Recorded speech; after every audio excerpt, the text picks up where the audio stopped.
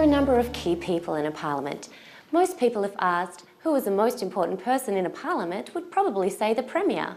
But the Premier, while important, is not the most important.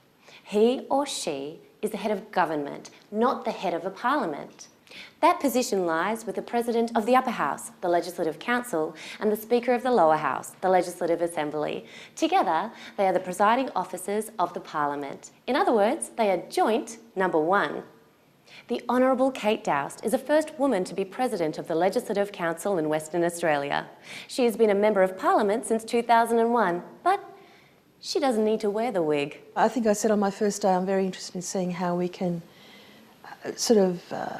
harness new technologies to further improve our work here, how we can use that to better engage with community.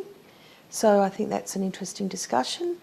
I'm very keen on looking at how we can, as I said earlier, make this a more family-friendly environment for people, whether that's looking at how we manage our standing orders with our sitting times, or whether we look at the types of facilities and arrangements we have to assist families when they need it here. Very keen at looking at how we look at the long-term future of this building and the needs of the Parliament. We are currently spread out over quite a large area, and so I would hope that we can have an appropriate discussion about how we rehouse or rethink those arrangements. This is our key place of democracy in our state, and I think it should be fully accessible by people in our community. Look at how we fit with those changes. But who are some other key people? The term clerk may seem to describe someone with possibly a humble job.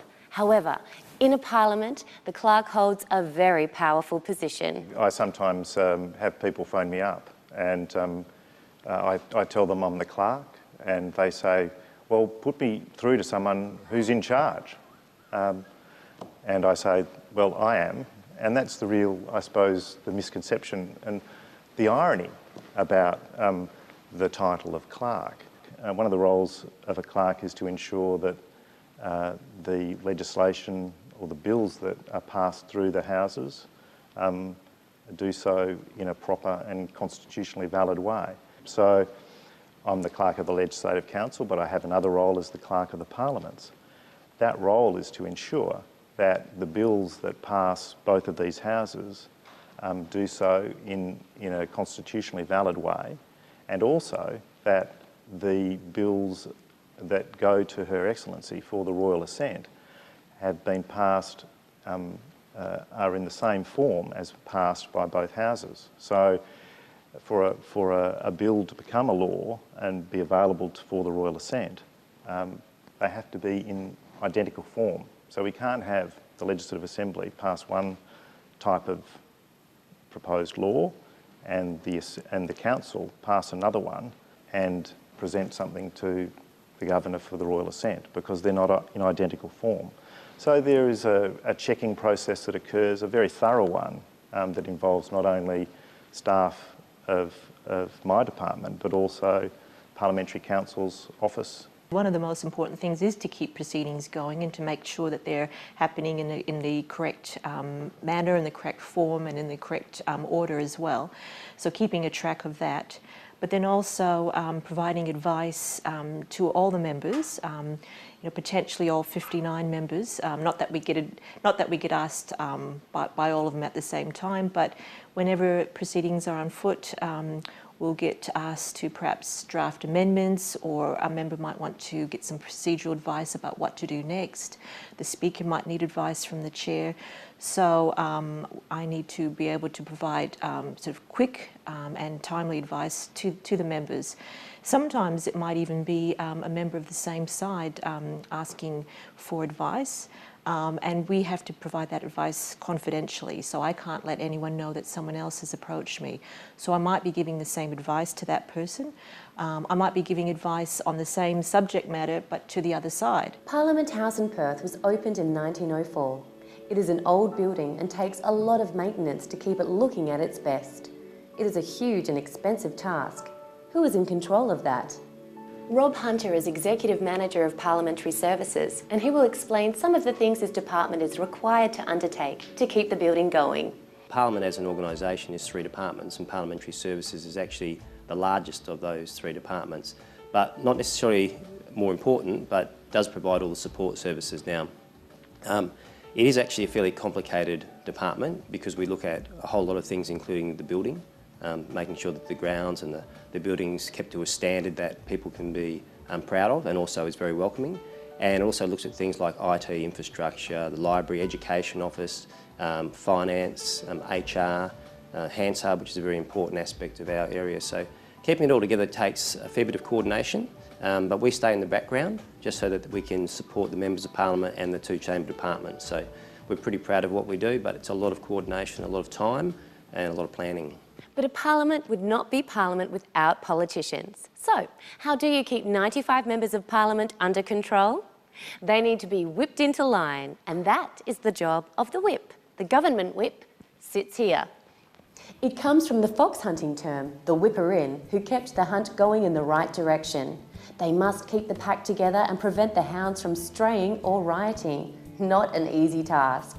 David Templeman and Tony Kristicevic have performed the job of whip for their respective party. The bells were ringing and I very quickly realised that the government numbers were not flowing into the chamber as they were expected, and the resulting outcome was that when the doors were locked, we had one more than the government, which was the first time in the millennium.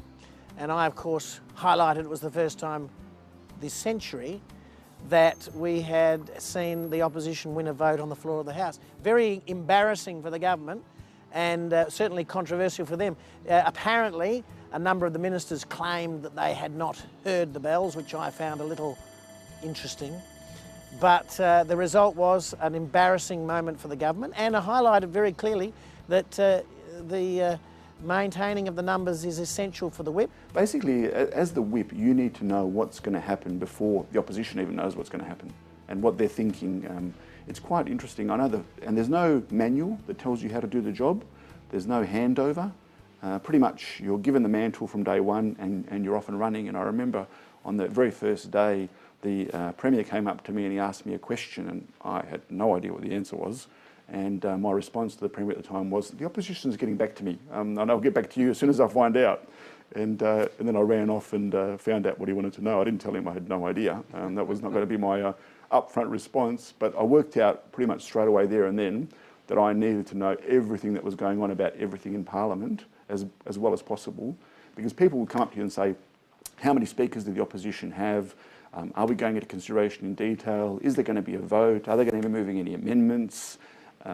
All sorts of questions would be asked of you. What time are we going home? And of course, as I would tell people frequently, I said, as at this point in time, this is what my answer is. But as soon as I walk away from this conversation, it could be something completely different. Because Parliament is very dynamic. Nothing sits still and it changes from minute to minute. And so sometimes people get frustrated and they say, well, you told me this was going to happen. And you're trying to explain to them, because they don't understand the finer details. You're trying to explain that things actually change. As soon as I walk away from this conversation, the next conversation could change the dynamic completely. Control and discipline are requirements of any parliament. The Usher of the Black Rod and the Sergeant-at-Arms are the constables of the Parliament. And this is where the Sergeant-at-Arms sits. The role of the sergeant as the enforcer does come up from time to time in the House. So, for example, if we have demonstrations in the gallery, the Speaker will usually address those who are demonstrating directly and will say, you're most welcome to witness the proceedings of the House, but you must not interrupt or interpose yourself in those proceedings. But if those who are demonstrating continue, despite repeated warnings from the Speaker, then the Speaker will then direct the Sergeant to go up and remove those members from the gallery. So that has happened. It's happened to me a few times since I've been in the role, most markedly when we had actually, I would say probably about 40 demonstrators who basically rose en masse in the public gallery, and it was actually quite intimidating to everybody when they did that. And the Speaker basically directed me to go up and clear the gallery. The Speaker rose and left the chamber, so I took the mace and led the Speaker out of the House, immediately handed the mace over and ran upstairs to the gallery. But very fortunately on that occasion, those protesters had decided that enough was enough, that given the Speaker had left the chamber, in a sense, oxygen had gone out of the situation. With the exception of the immediate precincts of this chamber, we have a full security department, whereas in London the Sergeant-at-Arms is heavily involved in that security. My principal role actually is the Principal Research Officer for the Procedure and Privileges Committee. It takes enormous discipline and skill to record the discussion and debate in both the Houses of Parliament, and this is the job of a Hansard reporter. There are over 20 Hansard reporters in the Western Australian Parliament. What do they do? And how do they do it? We operate in the chamber on 10-minute, what we call turns. So we're basically in here for 10 minutes of debate, and in my case, I'm listening out for changes of speaker or interjections, so that, because I'm a voice recognition reporter, so I then, at the end of my turn, go back to the office and access the recording of the 10 minutes of debate, and then transcribe it, or editing as I go, using voice recognition technology. So we work like a relay team, basically taking each other off.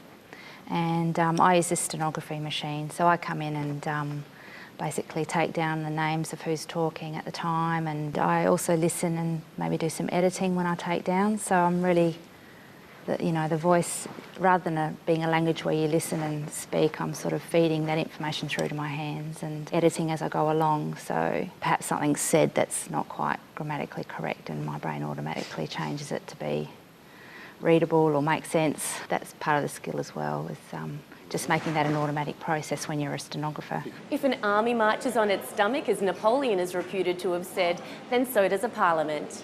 On a sitting day, members and their staff might arrive at the Parliament at around 9 a.m. and might still be there at midnight. Approximately 300 people work in the Parliament on a sitting day, and feeding them is an enormous challenge. Head chef Brett Barrett tells us how it is done. Busiest days are the sitting days, the lunches and the dinners. There's sort of 400 in the building then, plus members, so we're looking at around 500. On top of that, there's all the meeting rooms, there's all the additional catering, cafeteria here. The food demand, the bulk volume is quite high. Most chefs are in at 7, and it's 4 or 5 hours of solid prep to get cafeteria food, restaurant food, function, catering, all those foods prepped. Lunch service down here from 11 o'clock, in the restaurant from 12.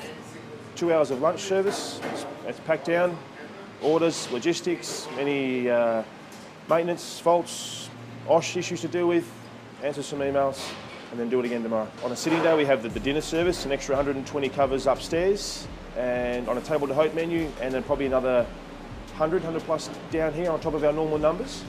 So then that prep day becomes a lot longer. We come down from lunch and we get back into evening prep service, and we set up and go again. And finally, the first person you come into contact with when you visit the Parliament is the person you meet at reception when you arrive. Thousands of people come through reception each year. We welcome them to the building, and then when they come, we issue them with an ID badge or a pass, and then we welcome them into the Forest Foyer. We man a switchboard, all the incoming queries, any questions about Parliament or members. We deal with them face-to-face on the phone. We also support members administratively, so with paging, or if they need, with mail, we all do that sort of thing at reception services. On a sitting day, when it's super busy, we have nearly 100 calls in the day. Some people don't realise that the members aren't here except on those sitting days, and so we can tell them the electorate numbers, we can give them ministerial numbers, and just sort of point them in the right direction. Many people work in the Parliament. Some are known to the general population, but many are not, and that is just how some of them like it. However, all are key people in the Parliament.